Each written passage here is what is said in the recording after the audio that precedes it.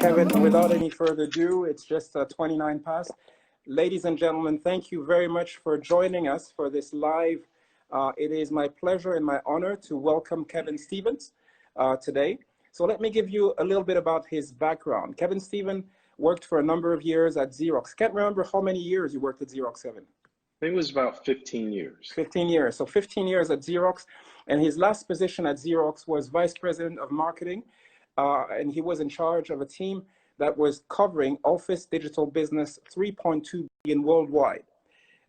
He then moved on to a company called Choice One Communication. And there, the very interesting thing that he managed to restructure the company and help them grow again, 376% in the matter of just short of 4 years, 3 years, ladies and gentlemen. From there, he went to a company that was larger, Cox Communication. And there too, he was Vice President of Sales and Marketing globally. And he did extremely well over there. And we'll pick up a few things on this. Suddenlink Communication was the next one, still in the telecoms and telecoms business. And his company was bought by Altis USA, where he oversaw the work of 6 senior vice presidents. And the company that was a Fortune 1000 company when they came in to the American marketplace, thanks to Kevin Stevens and his team, were able to go and buy a much larger company, $19 billion company, Cablevision, and integrate them. We'll have a chance to speak about all that during this interview. So Kevin, thank you very much and welcome. And if you're in agreement, without any further ado, we're going to get right into it. Absolutely. Ready to go, Jules. Excellent. So Kevin, in light of your extraordinary career and your extraordinary CV, would you please share with us your formula for success? What is it like to work for 2 Fortune 500 companies, 3 startups, acquire 10 other companies, and turn all of this into a success story?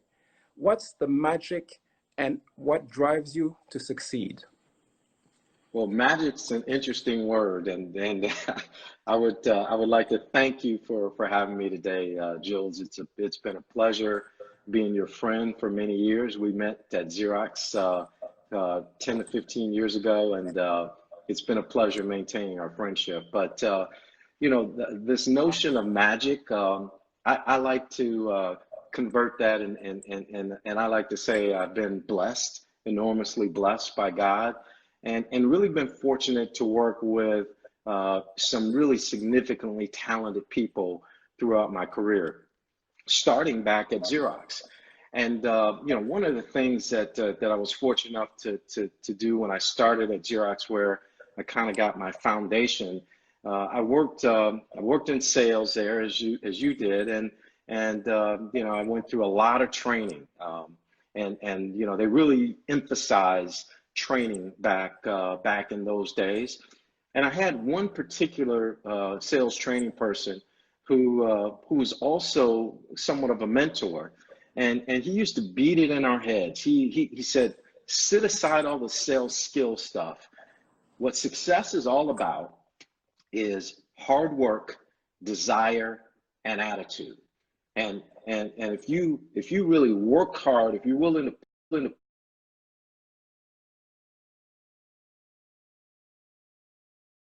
put in extra time to hone your craft, to become really an expert at your craft, if you have a strong desire to succeed, and that desire fuels you every single day, and then you have an attitude that is a positive attitude, an energetic attitude, an attitude that people like to be around, that people get inspired by, there's no way you'll be denied a success. And he shared that with me when I started my career some 30-some years ago. And I will tell you,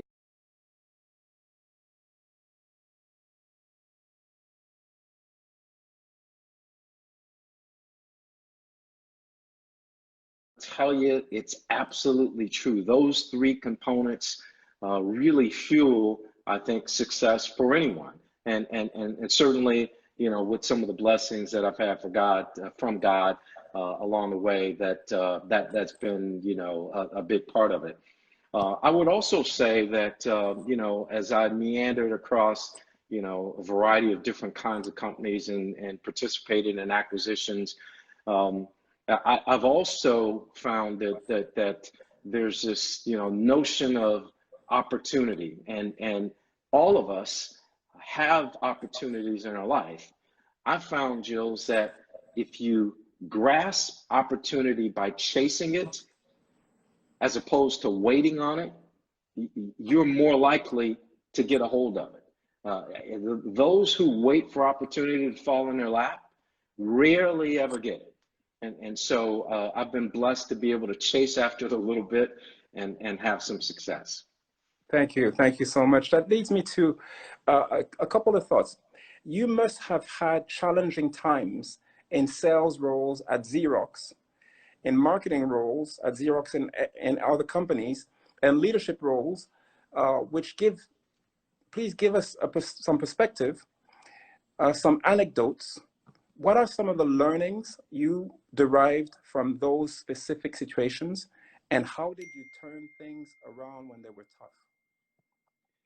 Well, that's a really good question too, because you know, that those early years, the early years in anybody's career really lay the foundation for the future. And for me, I majored in marketing and finance in college, and my first job with Xerox was actually in finance. And I started that job. I was in Southern California, and I was in that job for maybe about 3 months, Jules.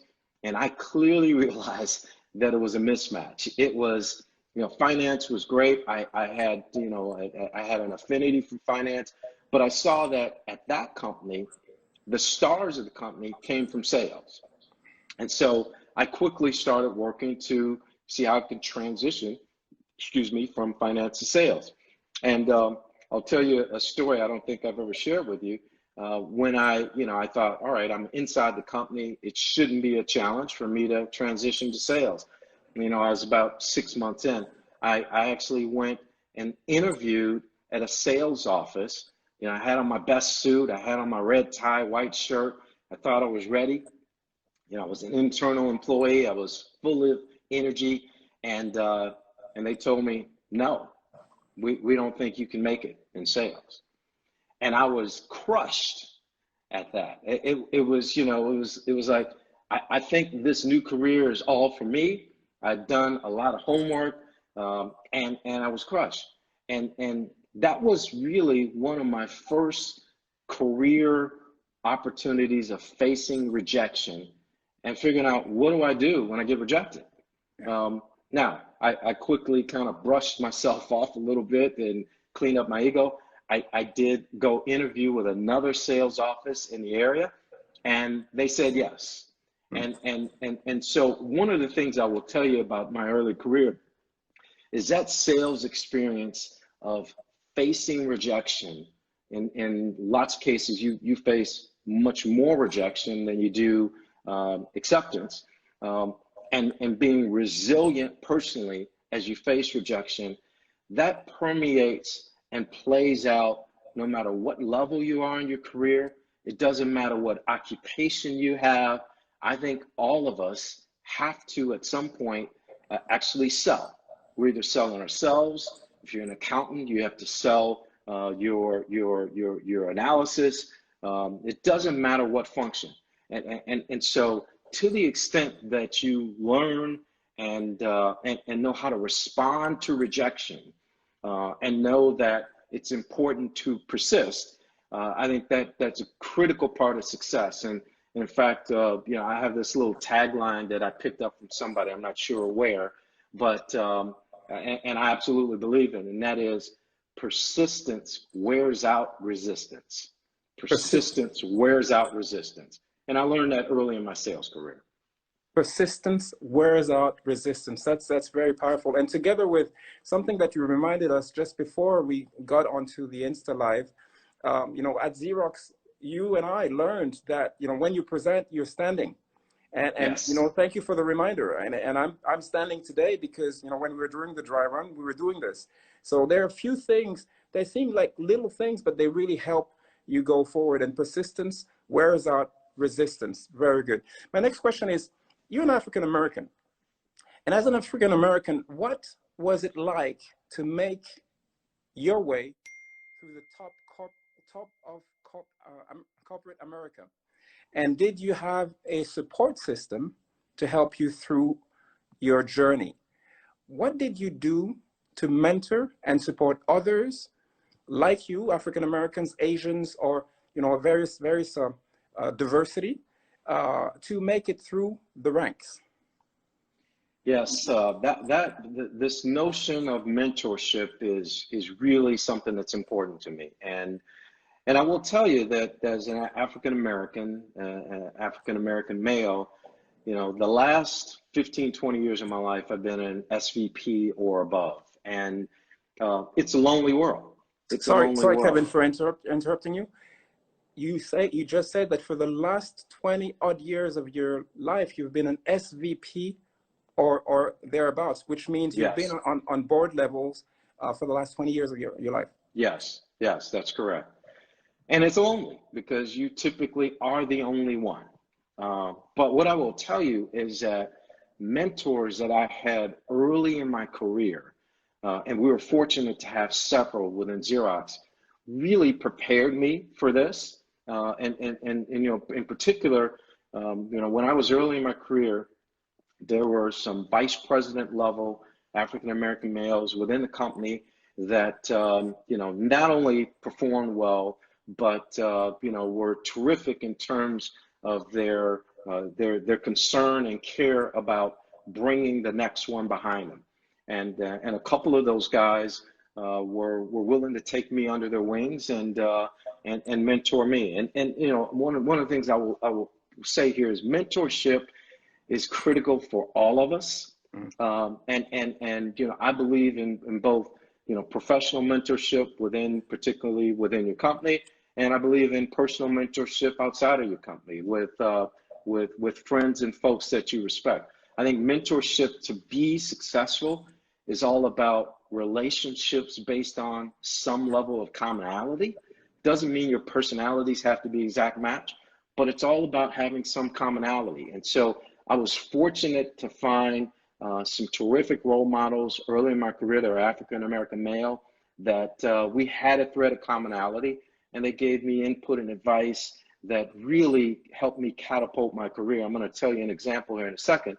But I would also say that mentorship doesn't require you know, the mentor and the mentee, to look like each other. One of my most significant mentors in my career was a Caucasian female, and yet we had commonality.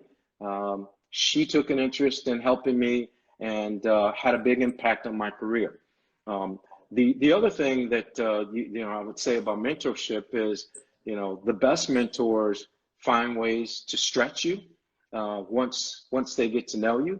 And one of my early mentors, I met this guy when I was living in Los Angeles. I was a sales leader. I had my first, I think my second sales management job in sunny California, which you've been to, Jills, and it's a beautiful place. Indeed. You know, there's oceans nearby, there's mountains in the background. It's a gorgeous place. You know, I've been married for 2 or 3 years, had my first child, it was 6 months. And this mentor said to me, Kevin, you know, you're doing well so far, but I think you ought to strongly consider moving to Rochester, New York.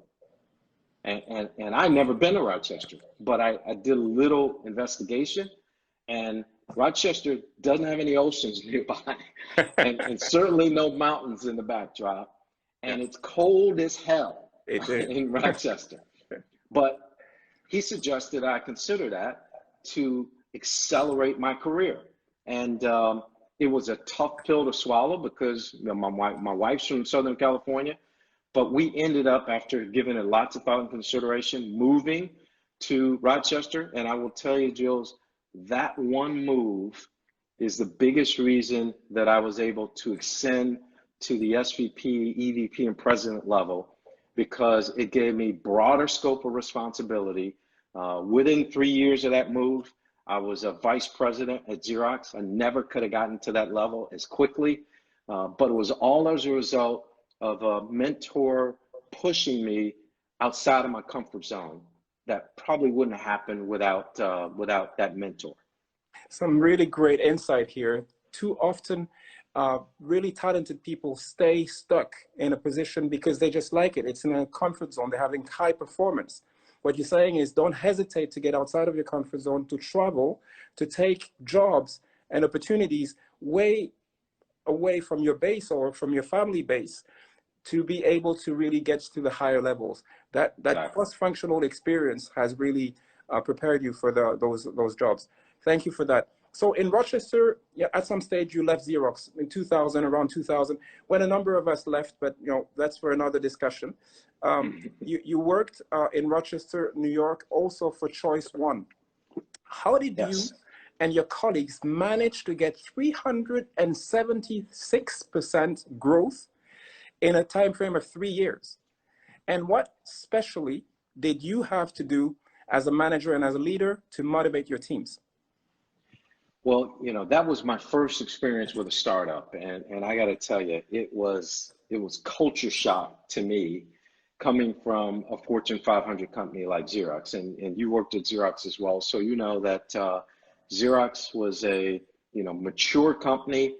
Xerox was one that believed in hierarchy and believed in really kind of cushy scenario for executives. And so at Xerox, I had an admin aide back in those days that printed my email, that read my email, that set up all the meetings, that arranged all my travel. But I had a dedicated admin just to me, and she did everything, and she was really good. The first day I showed up at Choice One, Jules, I was there, I was eager, I was excited. It was a startup. We were, about to go through an IPO, and I'm there to make my mark, and I go, all right, so where's my admin? And they said, admin, what do you mean? Yeah, I said, well, secretary. I assume I have a sec.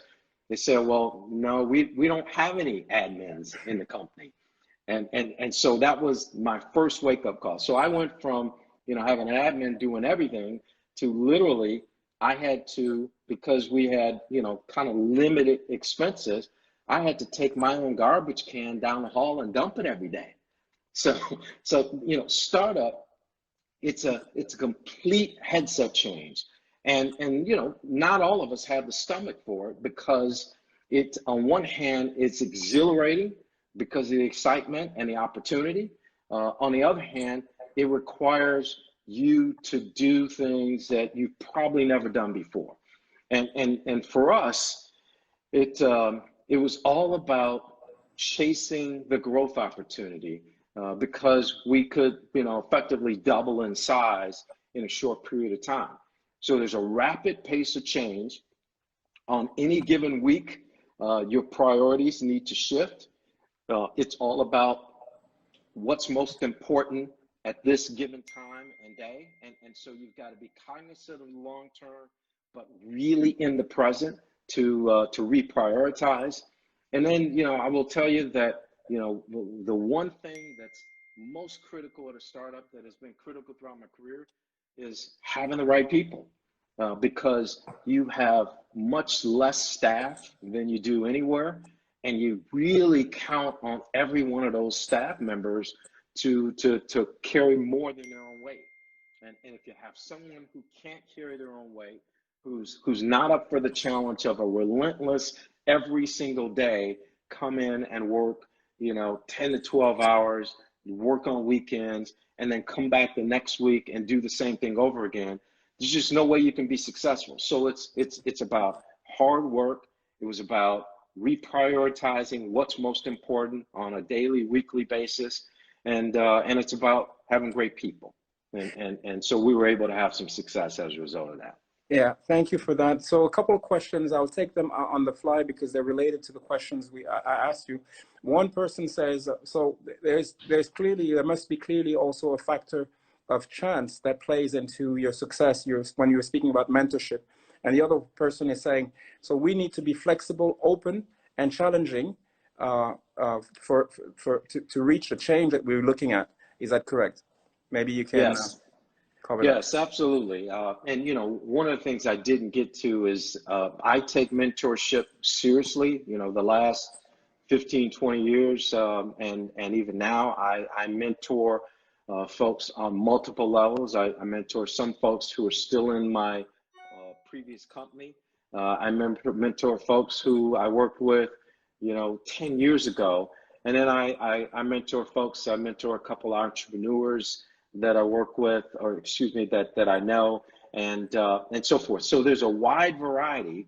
And by the way, not all of the folks I mentor are African American male. Some are African American females. Some are Caucasian. So it's about that thread of, there's some level of commonality. I will tell you that the important thing is, as a mentee, you really do have to be committed to success. If I sense that your desire isn't really there, isn't really serious about being successful, then I'll help you, but I'm just not going to be more committed than you are. I can't do that. So those questions that were just asked are right on. It's about being flexible, but it's also about being more committed to your own success than your mentor. Excellent. Thank you so much. There is clearly a thread of commercial marketing and communication leadership in the various roles that you have had.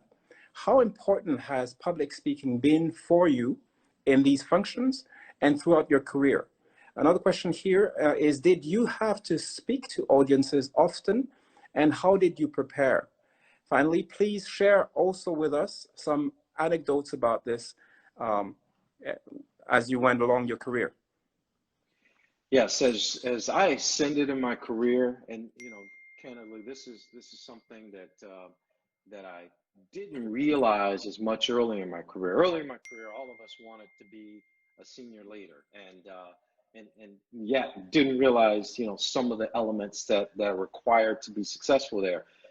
I would tell you that as I think about one ascending their career from individual contributor to manager to director or vice president, or from individual contributor to entrepreneur, I think the most important ingredient to being successful in leading folks is communications, and it's public speaking in many forms. In other cases, it's written communications, but it is about communications. And as humans, we respond most to direct interaction, whether it's in a group or one-on-one. And so this notion of public speaking, I think, is critical. I've had to do a lot of it. And I will tell you, I'd like to kind of describe it in a little bit different way. And instead of calling it public speaking or communications, which is broad, I talk about this notion of influence. How do we influence the audience that we're interacting with, and whether it's large or small, I tend to I'll oversimplify.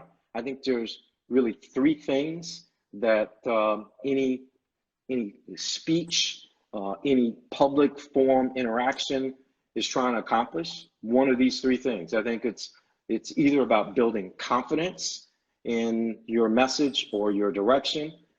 Some case confidence is, things aren't going well. We're admitting things aren't going well, but I want you to be confident that we have a path forward to fix it. And sometimes folks underestimate how important that is to rebuild confidence.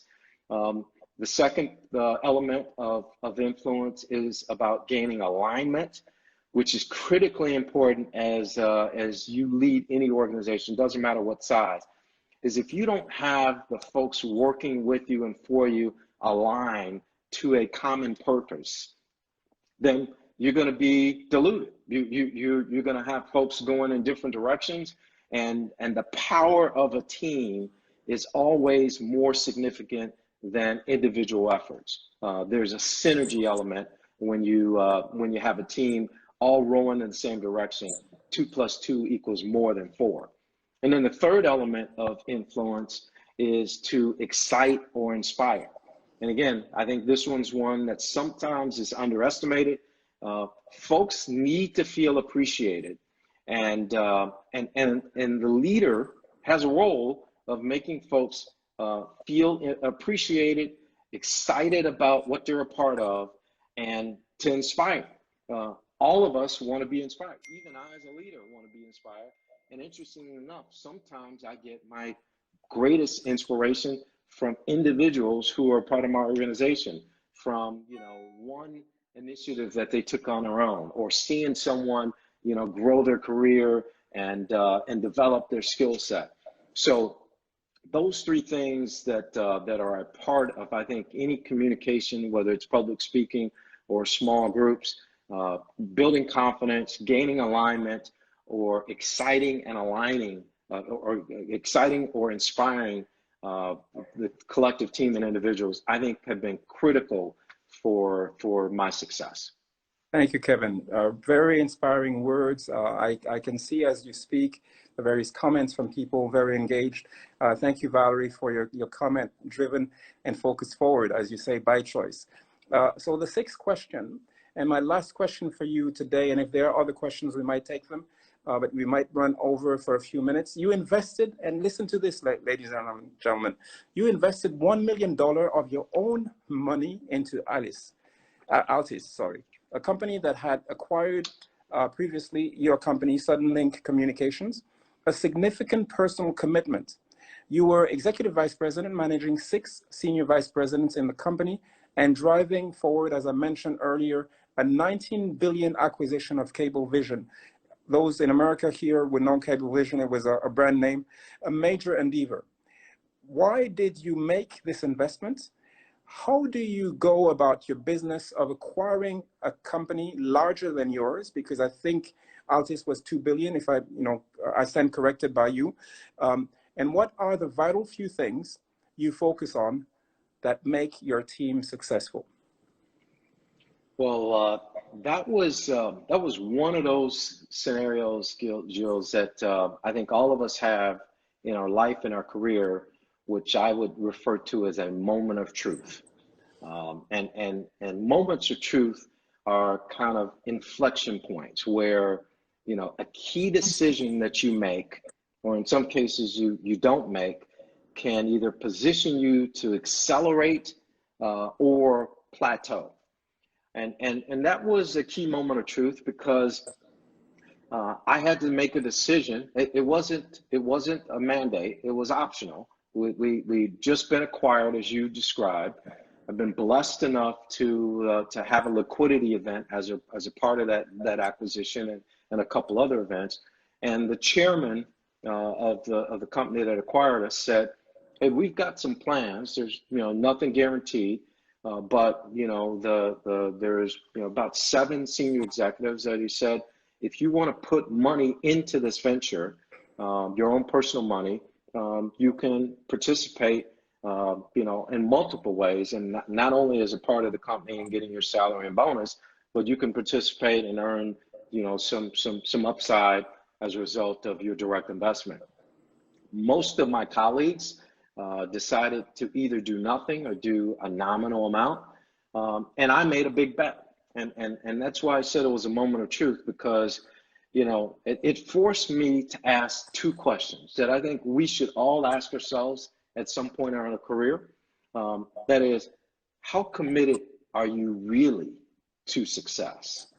Are you committed enough to success that you put your own money into a venture? Now, entrepreneurs like yourself do that, Jules. That's a part of what you have to do. Most of us in corporate America don't have to do that. But I had to ask that question. Second question I had to ask is, are you confident enough in yourself to bet on yourself?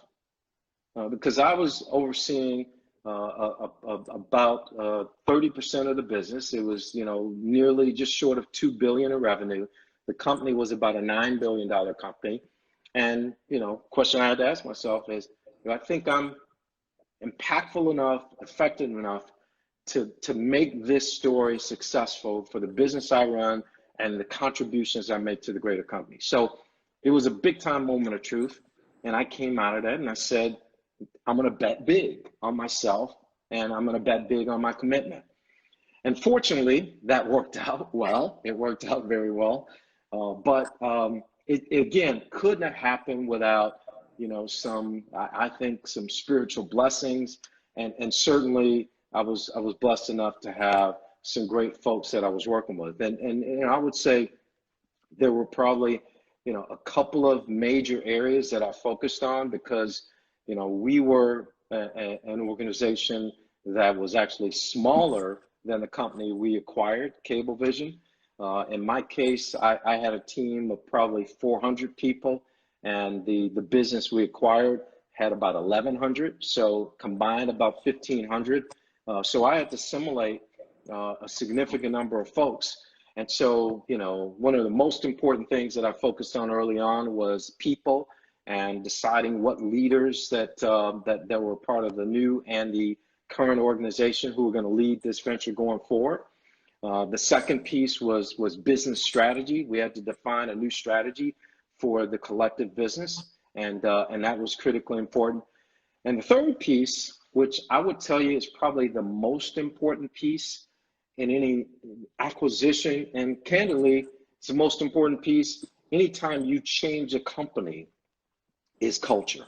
And so we spent a lot of time taking inventory of the culture of the existing culture we had at Suddenlink, the culture that existed within Cablevision, defining the best attributes of both that we wanted to carry forward. And candidly, there's always some things that you want to cut loose as well. And we were deliberate about that. And then once we defined those cultural components, it was about how do we make sure that we live that out. And so there was a lot of time spent. I spent more time in the first 2 years at Cablevision, or excuse me, at Altice, after we acquired Cablevision, doing the things that you talked about: public speaking, small group gatherings, one-on-ones, traveling with salespeople to go see customers. I was constantly beating the drum. I would do, monthly newsletters. It was all about reinforcing those cultural dynamics, one of which, by the way, was this notion of scoreboard. And you can't miss what you can't measure. And so we had to have a constant reinforcement of, we're about driving the success of the business, growing the business fast, and unleashing an entrepreneurial spirit that didn't exist before. And so, what I found in my career, and it was clearly reinforced in this scenario, Gilles, is that bottom line is people want to be inspired, but they want to be a part of something bigger than themselves. And it doesn't matter whether it's in corporate environment or whether it's a small business. They want to be a part of something bigger than themselves. And bottom line is, good leaders find that something. They find a way to align folks such that they're chasing collectively after a goal or set of objectives that are bigger than themselves. And so, I used to use quotes in multiple forms to kind of inspire folks. So I'll give you a couple of quotes, and when we finish, I want to end with one quote. But one of the quotes that I used to use to kind of inspire folks individually was, and I'm not sure who's the author of this quote, but the quote was, "Your memories should never be greater than your dreams." Your memories should never be greater than your dreams. Yeah. Another quote that I used a fair amount in various forms during the Altice acquisition was, "Change is the price of survival." It's the price, it really is. It is. That one was authored by Winston Churchill, who's famous general in the U.S. But it was an exhilarating experience, but you know, a lot of hard work, and you know, thanks to having a great team, we were able to perform well. Thank you so much for all these inspirational words, and your career is so rich that I am sure the public here has really enjoyed it. Before closing remarks, there is a question that was asked, but you have covered it already about some of your challenges. I guess the person came late. Ladies and gentlemen, you will be able over the next few days and the few weeks coming up to see this interview again, just as you will be able to see the interview of Valerie Mason Cunningham, who was with us last week, later this week. So please look at our YouTube channel, register there, and mark your calendars. Every Thursday, we'll be lucky to have different speakers. And before I conclude with Kevin, that I want to thank, I would like to advise you that next week on Thursday, we'll be also very, very fortunate to interview, and Nadia will do that, to interview a gentleman called Didier Akwete. He is the leader in the domain of recruitment and executive search in Africa. And actually in the world, they operate in 50 countries. And he's based today in the Ivory Coast. So Kevin, this was so enriching. I was reading some of the comments. It was very inspirational. Your career is rich. You're a very generous person. I appreciate you. And Acosphere would like to, together with me, to thank you for spending time with us today and enlightening so many people and inspire them. Thank you so much, Kevin. Thank you very much, Jules. And if you don't mind, I'd like to end with one other quote. Please do. Which I like to live by, and I hope all of the folks in the audience would strive to live by as well. It's a quote from the Bible, and it's from the book of Colossians, chapter 3, verse 23 and 24. And I think all of us who have careers should take this to heart. And it goes as follows: whatever you do it enthusiastically, as something done for the Lord and not for man, knowing that you will receive the reward of an inheritance from the Lord you serve. And so with that, I'd like to end and thank you for having me, Jules. Amen. Thank you very much, Kevin. Take good care of yourself, ladies and gentlemen. Thank you for attending, and we look forward to seeing you again very soon.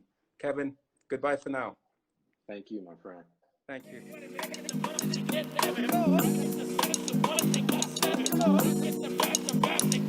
you.